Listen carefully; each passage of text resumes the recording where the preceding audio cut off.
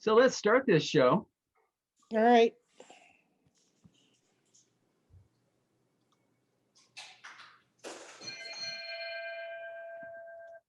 This is your first Rotary meeting.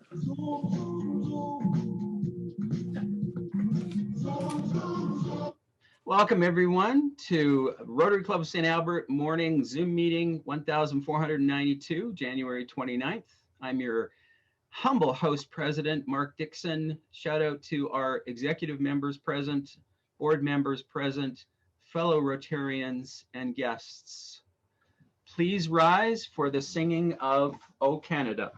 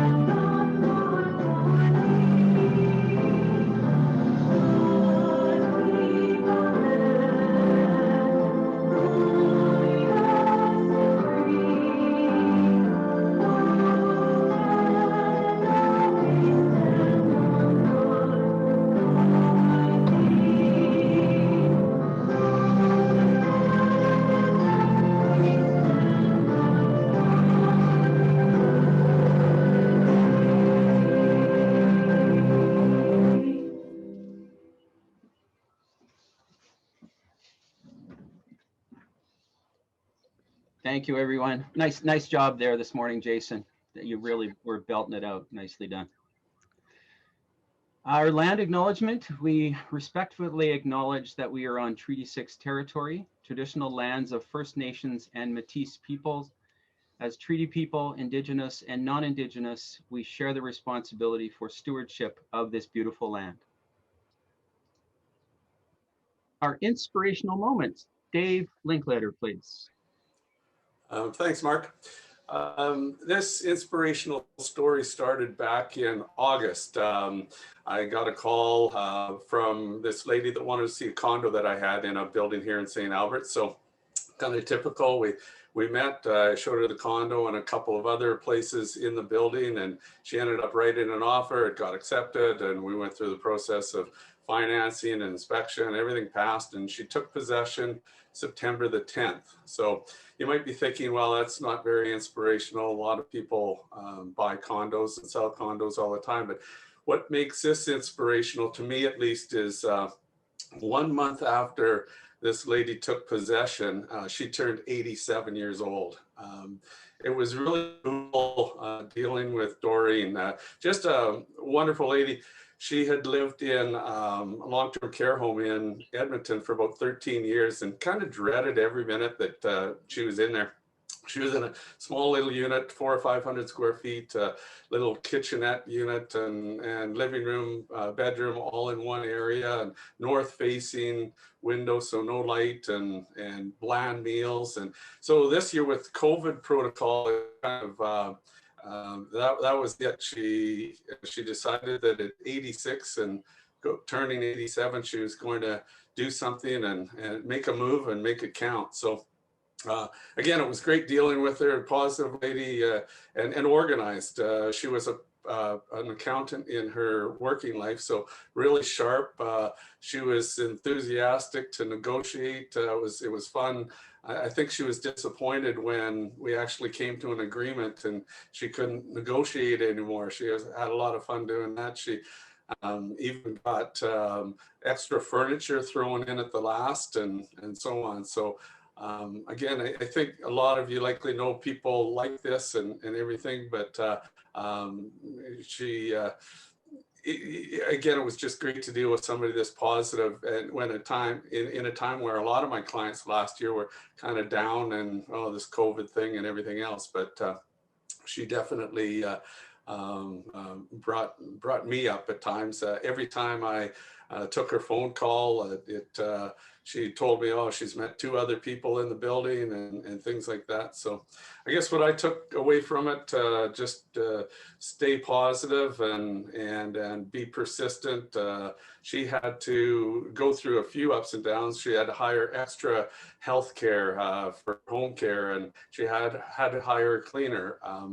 The stove didn't work for her because the controls were at the back, and she's mostly in a wheelchair. So she goes on to the Bricks website and orders one up with the controls on the front, gets them to deliver it, and gets them to take away the old one. So away she goes. You know, it just whatever came her way, she worked a solution out. And grateful, definitely. You know, she made the comment to me that she's thankful for what she's had in her life, and she looks forward and is excited for what's coming, whether it's 1 year, 2 years, 3, 5, she doesn't know, but she's just excited. So it was definitely fun to deal with a person like that, and I hope that when I'm 87, I'm something like that anyway. So thanks. Thank you so much, Dave. And definitely inspirational. There's a lot that we can learn from our elders. Introduction of guests. I know that we have... Mark, we have our guest speaker here, Dave Thomas. Thank you, Dave, for joining us. Welcome, Dave. Thank you very much. Nice to be here. Andre? It's a little awkward this morning. I'd like to introduce my wife, Lynn, but truly she's here to see another man. Oh, oh, and that's being recorded too. Oh, dear. Is there anybody else? Having seen none, let us welcome them with our shock welcome song.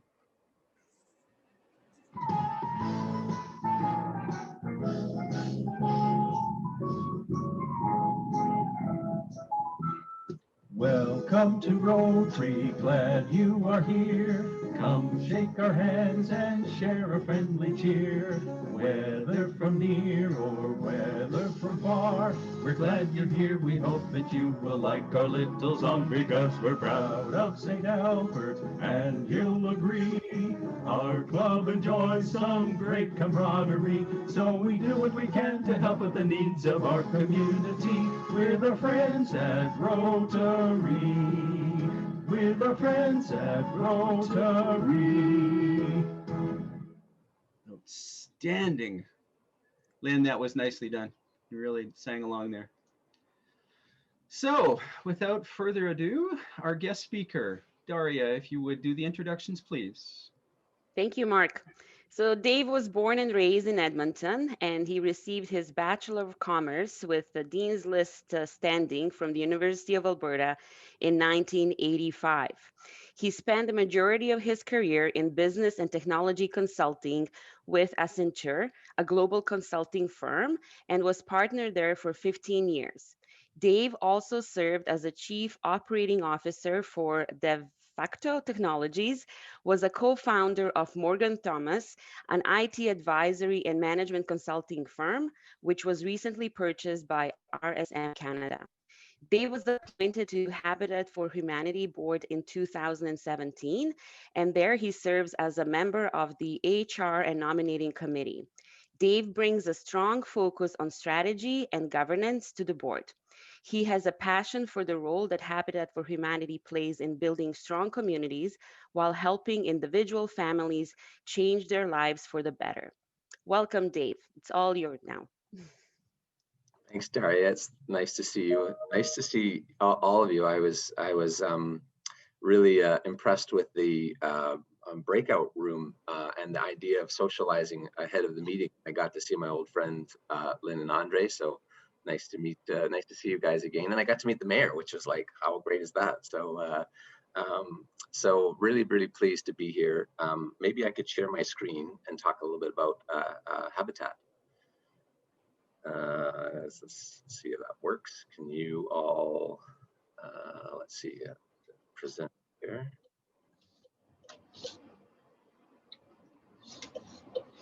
You all see my screen? We can. Okay, awesome. Well, thank you again for letting me have the honors to talk to you all today.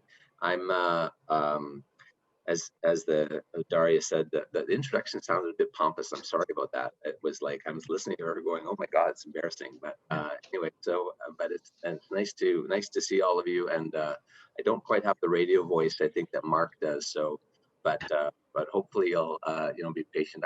I'd love for this to be a conversation. If you have questions along the way, I'd love to hear them. So just come off mute and ask. I don't think I can see the chat, or maybe I can. I'm not sure.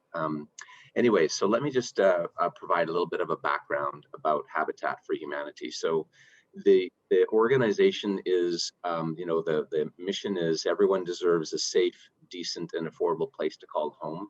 And really, it is an organization that is committed to getting people who are in getting them into a home that they can have for the rest of their lives, and really helping hand up to help lift them out of poverty.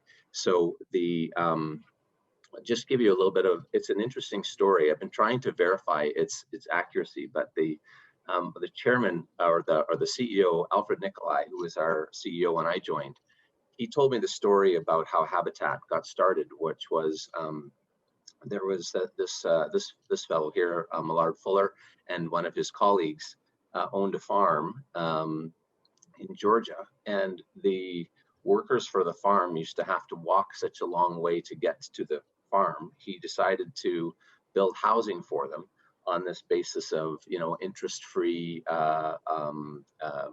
housing for them. And because it was most of his workers were Black, and they used to have to and it was felt like it was a highly segregated community there. They did not feel like that Black people should be living in that area, and they actually came in and burned a lot of the houses down, and there was a lot of violence around it. And what happened apparently was that people around the country heard about that situation, and they all flocked to this place in Georgia to help rebuild the homes. And that's how they got the idea of getting the volunteers to help to build homes. And supposedly that is the backstory for how Habitat got started, which I think is a really amazing story and interesting for these times with everything that's going on. But so it's been around for 45 years or so.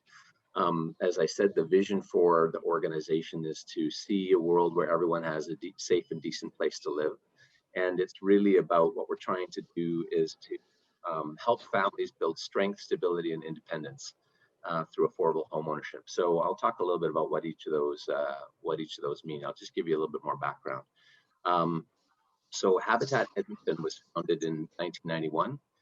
We have families in around. It's not just Habitat Edmonton. It's we basically serve the capital region in northern Alberta. In fact, in Alberta, it's got a significant habitat development, which I'll talk about in later on. But those are the list of communities in which Habitat has built homes. So quite spread out across northern and central Alberta. And Habitat Edmonton is actually depending on how you look at the number, they're either the largest or the second largest Habitat affiliate in North America. So Edmonton builds about depending on the year, anywhere between 30 and 50% of all of the houses out in Canada are through the Habitat Edmonton affiliate. And so, you can see that since they opened the doors in 1991, we've served over 730 families. So the way the model works is that a family, I'll go through some of the acceptance criteria in a moment, but the family, gets accepted into the program, they move into the home, and their payments are held by Habitat. And they are then, when they are ready to move out of the home, those payments are returned to the homeowner, and so really gives them a leg up on being able to afford a home. And so when we say we're families served, it's not just families that get new homes, it's families that move out of their homes and move into their own place. And so the mortgage model has changed a little bit of late, but it's still it's a really fantastic arrangement for families to give them a safe and affordable home. So in St. Albert, and this is, we talk a little bit about the need. So an average rent in St. Albert, for a 2-bedroom apartment, which is typically the 2 or 3 bedroom apartments are really what most of the people that we are housing, that's what they're in there. It's a reasonably expensive. So $1,300 to $1,700 a month that they would pay for to rent that place for their family. And it often leaves them in a situation where they've got that's a difficult payment to make, and they're just not able to get ahead. We're really, so from a Habitat standpoint, if you look at the spectrum of people that need housing, we're in that, and it's this is something that I learned when I joined the board. Habitat's not trying to solve the entire homelessness problem, but we are aimed at people who just can't quite make it to afford their own homes, and so you can see that the spectrum that goes from homelessness to shelters, subsidized rent, and then affordable home ownership for people that can qualify. So I really want to talk about what Habitat does for families, because Habitat really helps families to to develop strength. Those families that move in, it's truly an amazing transformation. When you think and when you talk to some of the people who have taken over homes, and when there's a ceremony called the key ceremony, and where they take the possession of their home and they get their key. And when you talk to these families, after as they're moving in and after they've been there for a while, they talk about the transformative nature that it has on those families. And from something like as simple as what's the strength of having having your child be able to host a sleepover, and having a safe place where the kids can come and bring their friends. It's from something as small as that to being able to financially not to have to worry about making rent payments. It really has an amazing and transformative effect on families, giving them strength. Having that stability allows them to build equity in their home through with Habitat's help. And what we find is that these the Habitat communities that we build, families really stay connected and become part of the community. They're really, what we found is that through Habitat communities, you see the kids of those communities, which is we've seen this in a few different areas, and they've helped to really transform those neighborhoods.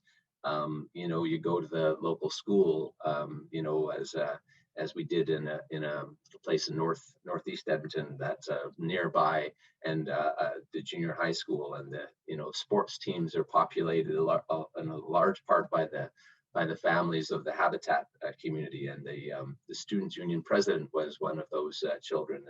And when you look at the studies that have been done about what the effect of having a home and having and Habitat a Habitat home, there's a study done and talks about the long-term effects for families, and those families, they're better citizens. They make less use of social services. The incarceration rates are less. The kids do better in school. There's a higher graduate rate. The amount of taxes that they generate is tax income that they generate for the community is higher. They're all around better. It just creates a community, and the effect is multi-generational. So it really, the kids are almost the most impacted by that, and then the lessons that they learn form and take into their family. So it's a really long-term lasting impact. And it really helps to provide them with the third thing we're really trying to do is to provide independence. So and have those families be able to stand on their own and grow that in the direction that they want to go without always having that burden of rent over their heads. So how do you get to qualify? So we the families that are, and I think we've got hundreds of families on the waiting list, not surprisingly. But you need to have a child that's at least that's under 18 and be a permanent resident, and you have to be able to afford the mortgage. So we look for a specific income level, and that's why how Habitat falls onto that spectrum. They need to be able to afford to be able to pay for the mortgage, insurance, taxes, etc. And so, and that becomes part of the mortgage agreement. And then they also need to provide 500 hours of volunteer services. So, and those volunteer services can be provided, building your own home or working in Habitat's, one of our restore operations. There's a number of different ways to do that. And then I just want to talk a little bit about our volunteers, because it's really what makes Habitat unique and special. And so we get thousands. We just had a volunteer appreciation event last night where we've got lists of people that have been volunteers for 15 years, 20 years, 25 years. It's been it's really tremendous. And we Habitat operates. We get donors that give financial aid. We get grants from the government. We get gifts in kind. So quite a lot of organizations provide Habitat with whether it's windows or doors or furnaces, or we get a lot of gifts in kind that we use in our homes. We also have donors that provide lunches for volunteer events. We have fundraisers. There's organizations can adopt a day and get and bring a set of volunteers out to a site or out to our prefab center where we construct walls and roofs and trusses inside of the prefab center. Habitat has 5 restores. So restores are places where people bring their lightly used or stuff from their home, surplus goods from their home, and they get it, and you get a tax receipt for it, which is quite surprising to a lot of people when they do that. We've got and this the restores that we have, 5 around the Edmonton area, are really important in terms of being able to generate the kind of revenue that that Habitat needs to be able to fund its operations and support home building. So it's a if you've never been to one, I would encourage you to drop by. It's quite an amazing spot. We'll talk a little bit about what we've done in St. Albert. So we've done a couple of builds in Northridge and in some duplexes, but the bigger one that we've done was in Aurora Place. And those of you who know where that is, this was preceded my time at Habitat. But I understand that there was some controversy initially around Aurora Place, and I believe it's in the Ainsdale area. But it has turned out to be just a tremendous boon to the community, and so far we've got 30 homes there, and since it was commissioned, I think this was back in about 2007 or 8. There's been 55 families that have been served through that through the homes that have been there. It's a really good story about one of the women that went through there was mother of 3. She had a really hard time. She had to decide between, she was going to school, trying to make ends meet, often had to choose between, whether to pay the rent or be able to, continue her schooling. She got into the program, and now she's, and through the assistance that she was able to get from Habitat and through lowering her rent payments, she was able to become an EMT, and then she's moved on in the program. And this is really what we, that's what, for us, that's what real success is when somebody can move on, because it means that they're standing on their own 2 feet, and it's a really that's always a celebration at Habitat as well.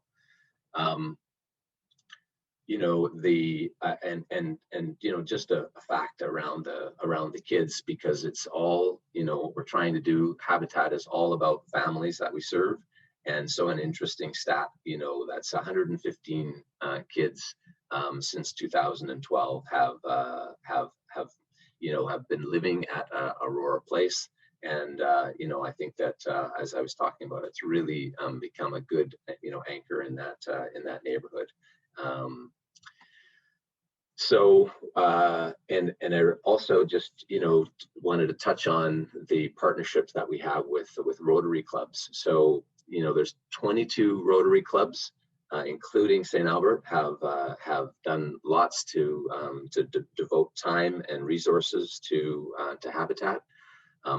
Thousands of hours of volunteering. Recently, we got nearly $1 million donated by Rotary of Grand Prairie, and we're able to provide, which is a tremendous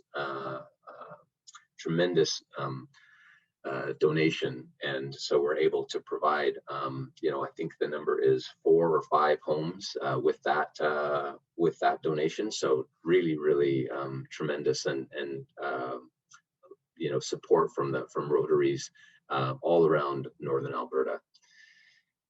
If you're interested to get involved, there's you can register to volunteer, you can donate to our restores. There's hfh.org is the website, and I can answer any questions that you've got about this is one we often get about how well our Habitat homes constructed, given that it's volunteers. I don't know, like Andre and Lynn will know that I'm the least handy person I know.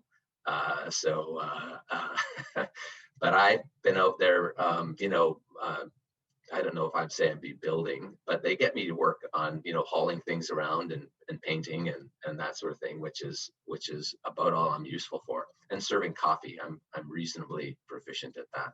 But there's that we have crews of people that are paid, and they are foremen that are really skilled at guiding volunteer crews to have them be building it the right way, and you can actually learn some skills which which is pretty good. I was out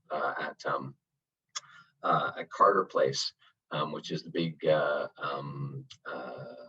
community that we built in, I think it's 55 homes in Mill Woods, which is where I live.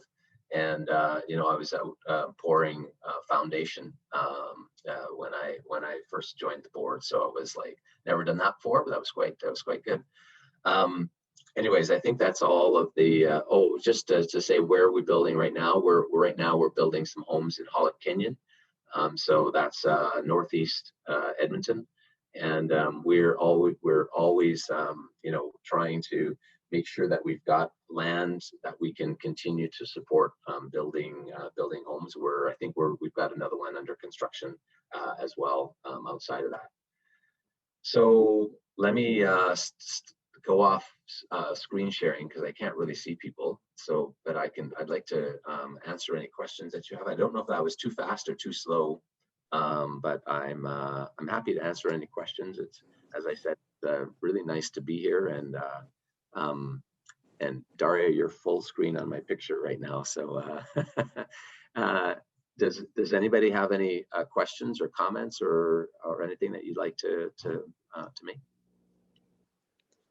So Dave, there are quite a few comments as you were presenting. I think you were hitting people's memories of the day when homes were built in St. Albert. I'm looking at them now, yeah. So yeah, check those ones out. And there's at least one question about if you're looking for board members. Yeah, in fact, just right now, right at this very moment, there's I think we've got 2 vacancies, and I think that the call for interested board members is just I just got a communication as a board member that that's what we're doing that right now. So the board, you serve 3 2-year terms, and so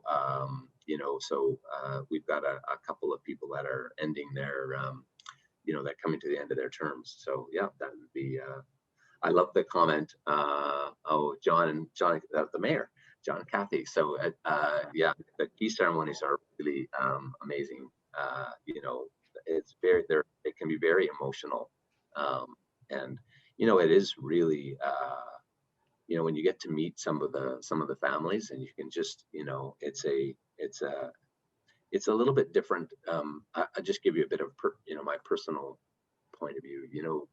There's many charities out there that are they're all very worthwhile, but I'll pick something like the Heart and Lung Association, or where you don't necessarily get to see all of the people that you're helping. It's really makes it personal when you can meet the families and see the impacts that it has. And so it is from that standpoint, it's quite emotional to be able to meet people that are actually being helped and see the impact that you're having. So anyways, I'm as you can tell, very passionate about it. I think Kathy has the first question, Dave. Okay. Hi, Dave. I have a question, but first of all, I want to say was it this spring when the board went through some media about the change in the financial planning? Yes. I got interviewed a couple times, and one of your board members, actually Carolyn McCauley, she's my ex-husband's girlfriend. She reached out to me, and fiance now. They're very, very supportive of what you guys did. I know those are difficult changes, but it really kept people in their homes. So good for you for navigating that. But my question more than anything is, I was on council. I wasn't on council when the controversy hit in 2010 with Aurora Place. Mm-hmm. Andre knows it well. He lived right behind it. And then we built in around 11 and 12, but part of the promise that Habitat gave was money would eventually be reinvested back into St. Albert. That that the rent that is collected from Aurora Place would build, and that. So I'm just wondering, more as the mayor, how we can actually get and doesn't have to be a 30-unit build in St. Albert again, but even another duplex or something. What's the process to get you guys to come back? So typically the way that we're, we're trying to secure whatever the land is, and we have a so we're always in discussions with municipalities about do they have a land that's available. What we've tried to do is to, because it's a little bit more efficient and we get a little bit more bang for the buck, to be able to build a number of homes together, and because it makes it a lot more cost competitive to do it that way.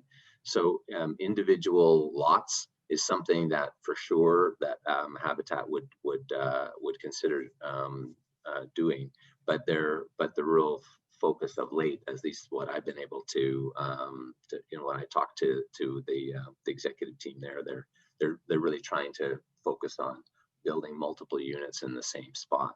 But if there's something like that, that's where you would like to have a conversation, I could easily put you in touch with the people that manage that process, and with our new CEO who just started in January. I'm sure she'd love to meet you, Kathy. Okay. Yeah. Well, I was a counselor on this call too. Jackie Hanson serves with me on council.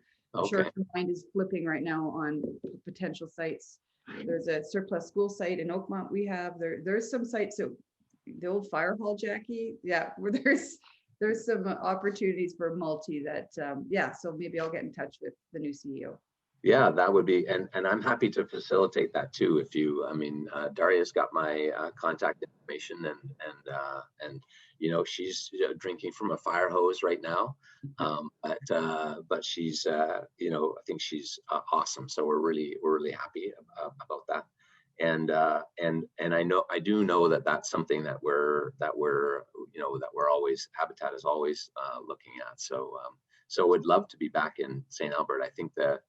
I think Aurora Place was a really big, really big success. I don't know, that's my perspective, but I don't live in St. Albert, but I'm hopeful that you all feel the same way. Yeah, I think it was too. I'll let somebody else ask a question. Jennifer has been very patient. Go ahead, Jennifer. Good morning, and thank you, Dave. This has been great and brought back some great memories of working on the build.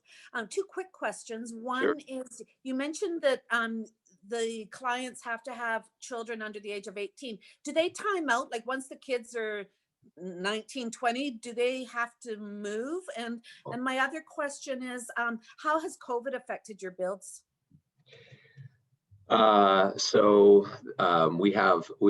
not.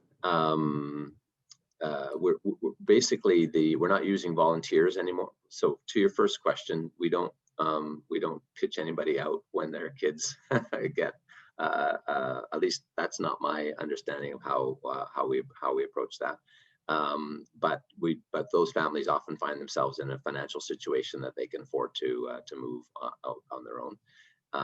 It varies. It's all over the map, by the way. But just about the average time that it takes for someone's usually in a home for about 7 years or so is the average, and then before they move on and purchase their own home. So that's it's their home, but purchase another home and exit the Habitat program. To your point about COVID, so COVID has had a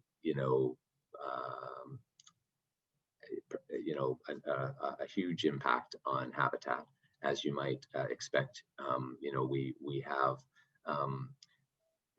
restores have been opening and closing. We obviously haven't been using any volunteers in the build process, with no volunteer activity, so the donations go down. I think that the actual organization, though, has been amazing in terms of, you know, they've taken pay cuts, they've done, you know, right from the executive level. We've tried to not give pay cuts to the, you know, the people who are, you know, earning just a living wage, but it's been hard. You know, I'll be honest. I think places like the Restore have been really creative about, you know, immediately trying to stand up an online presence and curbside pickup and things like that, which has been awesome. But it is, you know, it's like everybody else. It's been tough times. So so anyways, I'm happy to answer more questions, Jennifer. Is that, but but did that answer your question? Great. I think Andre has a question, Mark. Yeah, thank you. So I passed by Aurora Place the other day, and I was pretty proud of what that looks like and where it is today. Of course, Lynn and I backed onto that property. So I do have a question in here, but I just wanted to kind of, you know, revisit. Initially, when the first proposal came through for Aurora Place, it was basically, I think, 50 units with only 15 going to Habitat. No parking. The design was really, really poor. So a lot of people objected to it initially. But what it turned into was 100% Habitat. Ample parking, was much better design. And I wonder, has Habitat kind of gone away from that model where they've kind of partnered with developers, and where maybe the ratio wasn't as much, you know, for the Habitat people? Because I think more people applauded, like ourselves, we applauded the 100% Habitat, and you know, a well thought out design, you know, it worked out. So it actually served more members in the end, which was really cool. Oh, well, you see, Andre, I don't know very many of the details around it. I know some. So I think that like what you just shared is I mean, it preceded my time, and you know, I tried to do a little bit of homework on what Habitat had done. So, but that's information that I didn't know. I can say that, you know, the communities that we're building now are typically 100% Habitat communities. And so maybe that was the, you know, the turning point. Maybe, you know, our discussions with the good people of St. Albert, you know, pushed it that way. We, you know, the last 3 or 4 that we've done a reasonably big build in Fort Saskatchewan.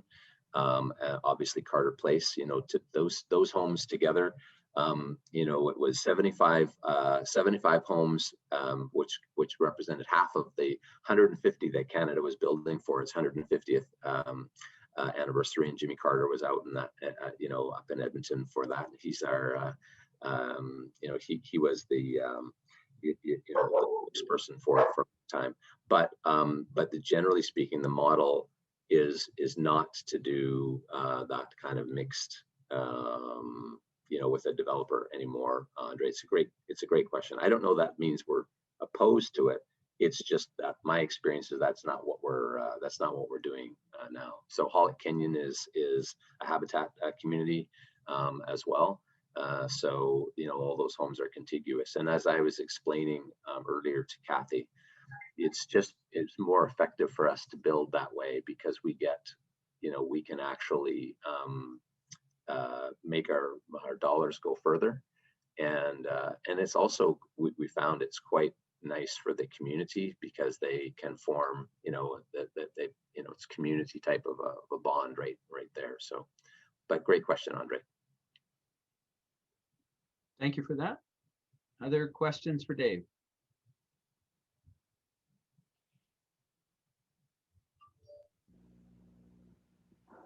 Well, I'm seeing none. Dave, I really like your comment about how Habitat transforms the lives of the Habitat families, but also of the communities where it builds. So that's based on this conversation and the experience of some of our club members actually being able to participate, Andre's comments. So very much appreciate your time with us this morning. Yes. Dave? Thank you very much, and I just, you know, I think I've got brother-in-law that lives in St. Albert. I think it's a great community. I've really appreciated, and Habitat has really appreciated how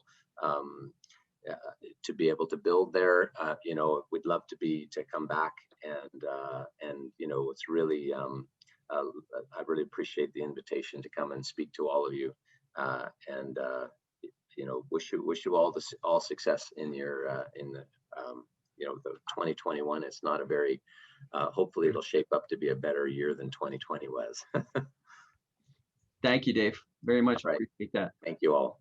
As a thank you for your presentation at our meeting today, we will be making a donation in your name to the That's Rotary nice. International Thank you. Polio Plus program, a worldwide program focused on polio eradication.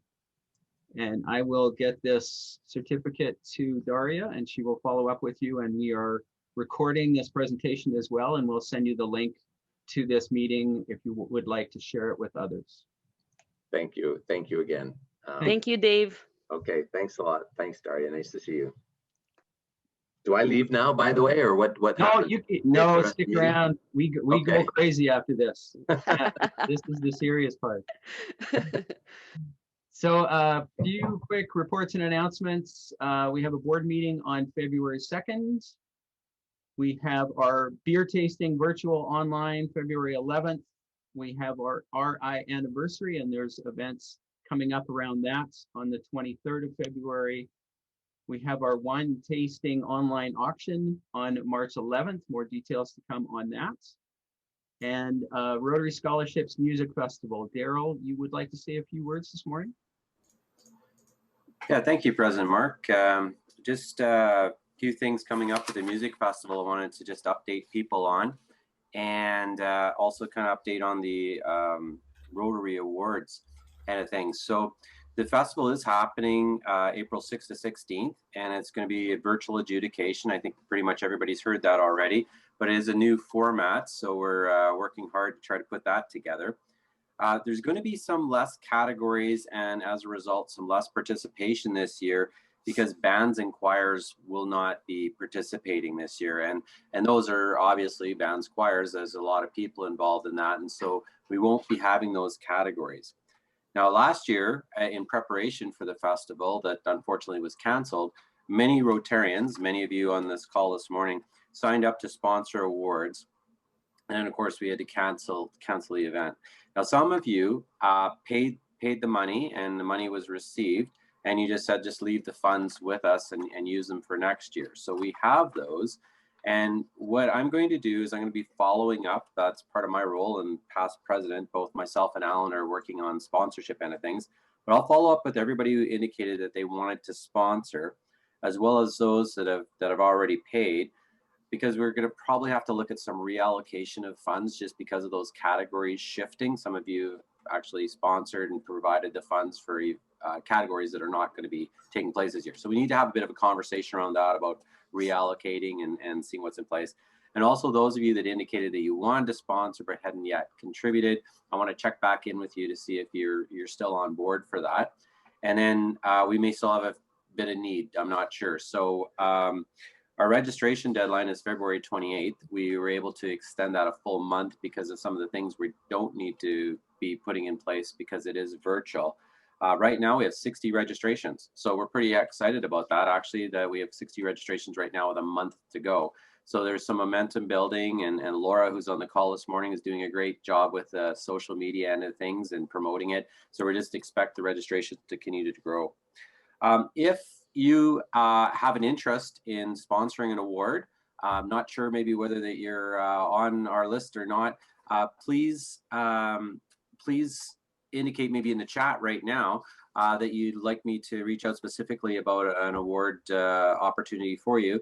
I'll be contacting people anyways, but if you have a specific interest or wanted to check to see whether your funds are in place or whatever, just indicate it in the chat. And I'll be following up with everybody over the next week or so, week and a half, just to see where things are at, and we'll touch base then. So thanks, Mark. No problem, Daryl. Kim Bagheera, I think you wanted to give a quick update on the wine tasting, and I believe I've been corrected. It's actually the 12th of March. Yeah. I was going to make that correction. Very good. Thank you. Yeah, thanks, Mark. So the wine tasting event planning is coming along nicely. We're meeting weekly, and the logistics are falling into place.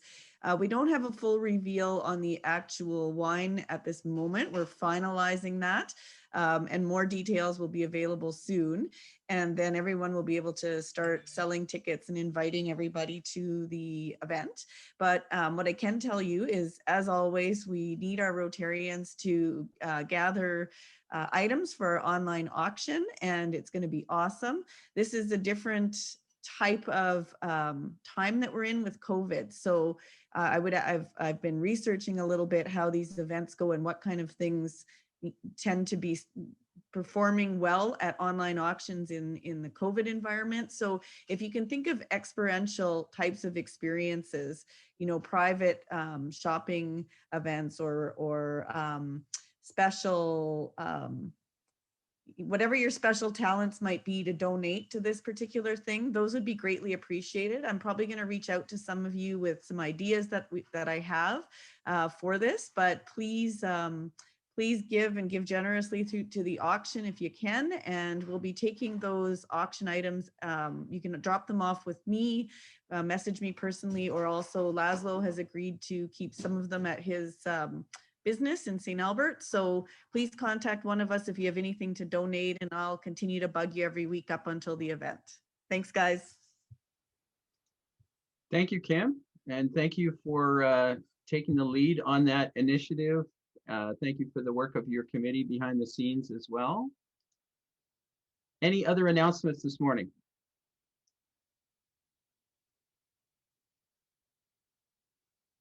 Hearing none, our next morning meeting is February 5th. Music Festival Society Board will be entertaining us with information and, I'm assuming, entertainment. Now, we have a little change this morning with birthdays and anniversaries, because Natalia is going to be leading our birthdays and anniversaries going forward. So Natalia, if you could please share your list. Okay, so for the birthdays, we have Andre Giroux on January 23rd. And this spouse's birthday is Carol Milan, February the 4th. And we also have dated joined the Rotary as Jerry Federley, 5 years on January 29th. Congratulations. Nicely done, Natalia, and congratulations to everyone. And we're going to segue right into John and Mark's show. Mark, are you here this morning? I haven't seen you. I am, yeah. Hey, there you are. Okay.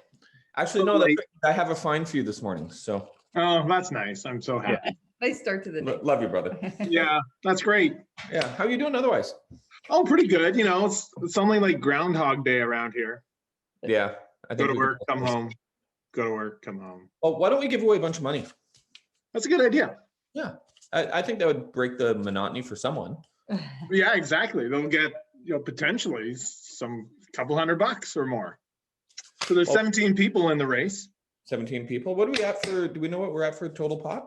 Yeah, we're at by total pot, I mean money, not just being clear. Oh, so bad. I know. It's legal. You for that. It's such a dad joke. We're at around $700, $720 odd dollars. For, nice. Yeah, so it's a nice pot of cash if you win. If you win. You have to pick me. I just get to call you a loser. So it's a win-win either way. I think so. It makes me feel better. So Natalia, why don't you and Mark let me know who we're drawing for today? Yeah, and Natalia, and pick a number between 1 and 17. 16. 16. Big number 16 goes to Jerry. Jerry Federley. A feather. Where do you want me to stop, Jerry? You're on mute. Let's see again, Kath. Right there. King of diamonds. Oh, so close. Jerry, we love you. Thank you for playing, but you're a loser. Oh, so bad. But remember that your chances are increasing as the weeks go on to win. So there's only 17 people. Just so everyone knows it was there. Oh, was in come the on. And it'll get shuffled up again. There you go. So yeah, send money and we'll get you on the list there. Yeah, so we're going to send out maybe this week a list of everyone who's currently playing, just to make sure that everyone knows they're in the game. Yeah. Right, and to publicly shame the rest of you. That sounds like a good idea. Yeah. So it's kind of what we're supposed to do. Yeah. Shall we do happy bucks now? Yeah, let's be happy. Good screenshots I want to get to, so there will be fines today too. Okay. Happy bucks, people. Happy bucks. Who do we got? What are we happy for?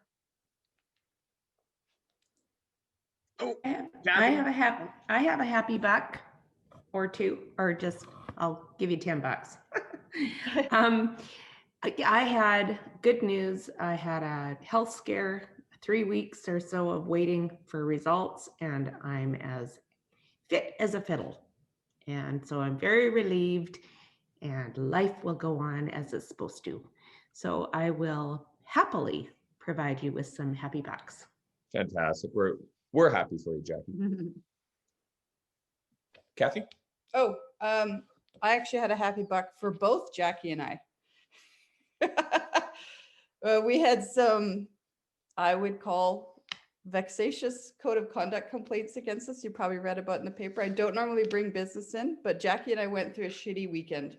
And after a long meeting and a lot of tears, I think it came out well. So Jackie and I are very relieved. So she had 2 bad things weighing her down. So yeah, I will pay your happy buck, Jackie. That's why you make the big bucks count. All right, I'm hitting you for 10 on that one. Okay. Well, I'm happy because we're going to Mexico next week, right? No? No. Okay. No, you are not. Any other happy bucks out there? What a miserable crowd. Wow. I think perhaps I should give some money on behalf of my wife. The Stars box, I don't know if you've heard, has totally sold out a week ahead or 10 days ahead of time. They've done an exceptional project, I guess. It's something that was an idea in the summer when Karina and I were out camping. Now they've sold over 550 of those. And thanks to John for coming out yesterday to do the Facebook Live and really promote that up a little bit more. They've got so many more, even from John's page, to say, hey, we want to buy one of these. And when you think about the value for money on that, it's pretty extraordinary. So I'll throw in some happy bucks on behalf of my wife. And I'll throw in $5 to match you there, Dooley, because it was wonderful to see Karina in person and actually get to have a conversation with her. And yeah, so that made my day as well. Oh, perfect. Thanks. I'll throw in some happy bucks. I actually physically got to see my mom for the first time in 6 weeks after she was locked in her 450 square foot suite for 5 or 6 weeks. So when you're having a bad day, think of people like that. Yeah. And I got to see Karine at Costco, and we had a great conversation. So great to see her in person there. She told me about that conversation. Yeah, it was we pretty had it interesting. several places in Costco. We should have a shopping morning. Everyone goes to Costco at the same time. John? Yes, Charlie. Are you accepting unhappy bucks? No, but I'll take the bucks anyway. What are you unhappy about, Charlie? Well, my brother-in-law, who's 92, died last week, which is the 3rd death in our family over the last year and that. So that's terrible. Yeah. Our condolences, Charlie, and yeah, please give Marilyn a big hug for us. Okay, shall do. No. Got some happy bucks, John. Okay. I'm not really happy about turning 50, but I was really pleased and really happy with the amount of attention I got through social media, people stopping at my door, what the kids and my wife set up here in the house for that day. It made it a pretty special day. And I have so much rum now that when this is over, my God, we're gonna have to have a rum tasting party at my house. Yeah. Fantastic. So I'm making notes here of everyone who's contributing. Are you donating $5 or $50? For you, I do $50 just for my 50th. I'm just teasing you. I'm not. Okay. Well, you're a good man. Thank you. Who else do we have? Going once. Going twice. It's hard to top Andre turning 50. And we're moving on to fines, I guess. All right. Do you have some there, John? I've got some good ones. Do you? Oh. Yes. That was that nervous time. I don't know what you would have caught. Yeah, I know. Okay. So I saw a picture get shared during the presentation. So everybody who's in this photograph that was part of Aurora Place, and I can recognize a few smiling faces here, but each of you, I want a couple of bucks out of, because that's a great picture and you need to be punished for all the smiles. So next, what do we have? I'm just going to say personal grooming is really important, especially taking good care of your teeth. But to be cleaning your teeth during the Rotary meeting, Anita, I'm going to hit you for $5 for that one. Picking your teeth. Yeah, there it is. Okay. What do you do when you're eating breakfast at the same time? Come on. Well, unfortunately, this puts you in a no-win situation, because what you maybe should have done was turn off your screen. But if you did that, I don't know how to do that. I mean, I'm technically challenged as well as everything else. It's tough being old, I'll tell you. I don't believe that for a second, but I had a screenshot of every, yeah, here we go. But if you had turned off your screen, you would have been part of this fine group. And by fine, I mean I'm fining everybody here who doesn't have their video on. So you are a fine group of people, and I'm fining you all. Okay. So Anita, I would have gotten you either way, my friend. And finally, sorry, not finally, I have two more. This should have been happy bucks, because I don't see anything happier than this.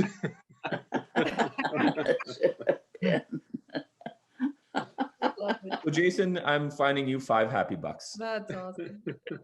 And that is awesome. Jason.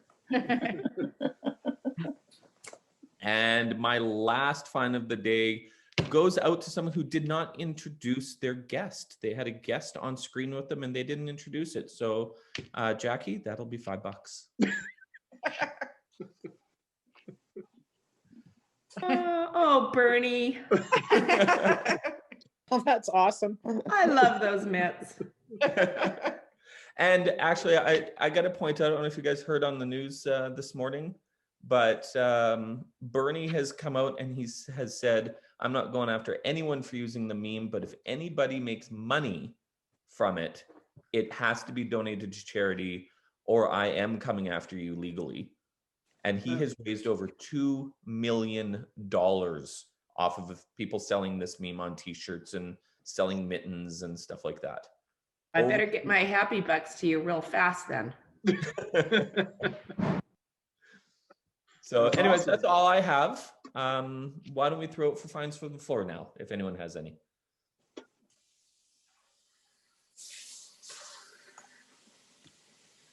I think he smattered them with too many. I did. That's awesome. Now I will point out, if you put up happy bucks or were fined today or in weeks past, please email the money to either myself or Mark. You've got our emails addresses, I'm sure, and if not, they're in Club Runner. But please e-transfer the money to us so that we can keep accounting. We would appreciate it, because we don't want to have to chase you down. So John, yes, there's another challenge that I have, that e-transfer thing. And what I can do, which makes it really easy, is if I get a invoice from Laszlo, say, I can just snap that right back. But the e-transfer is a challenge. I will do it, but I've got about 35 fines to send here, so I'd really appreciate it if people took the initiative, if they possibly could, and just sent it to me, because I don't want to spend my entire day sending out invoices to everybody. But for you, Anita, because I love you dearly and I got to make fun of you, I will do it for you, no problem. But everybody else, please, if you know how to send an e-transfer, please do it, because I'd rather not spend my Friday sending invoices.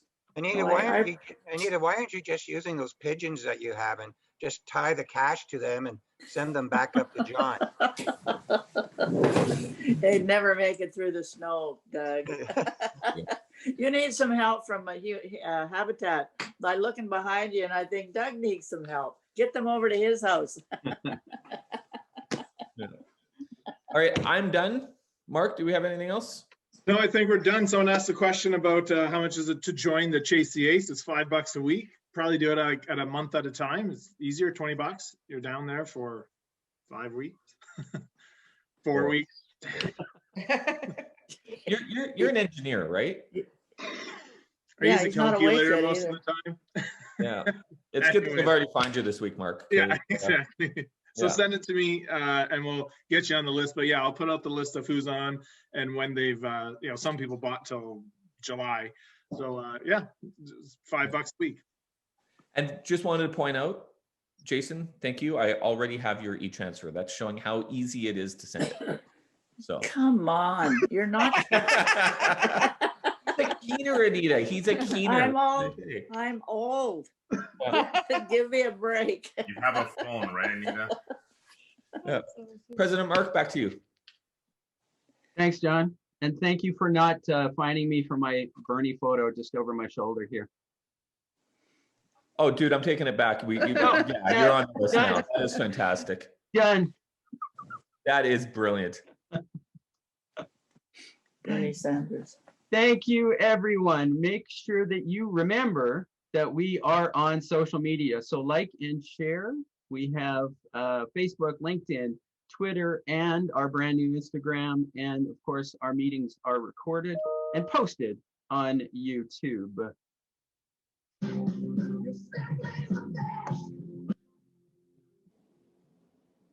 Thank you, everyone, for your contributions this morning. Dave Thomas for your presentation. Dave Linkletter for your inspirational moments. Natalia for birthdays and anniversaries. John, Mark, and Natalia for Sergeants at Arms. Our guests, fellow Rotarians. And remember, if you need support during these difficult times, please reach out to your fellow club members because we are here for you, for yourself, or for somebody else. Lynn King is our caring coordinator. She's there for you. There are many online resources. And remember, it's okay not to be okay. So join me for the 4-way test of the things we think, say, and do. The truth is fair to all concerned. Will it build goodwill and better friendships? Will it be beneficial to all concerned? Will it be fun? Thank you, everyone. Have a great Friday, amazing weekend. See you next week. Enjoy your Stars box. Enjoy your Stars box. Bye-bye.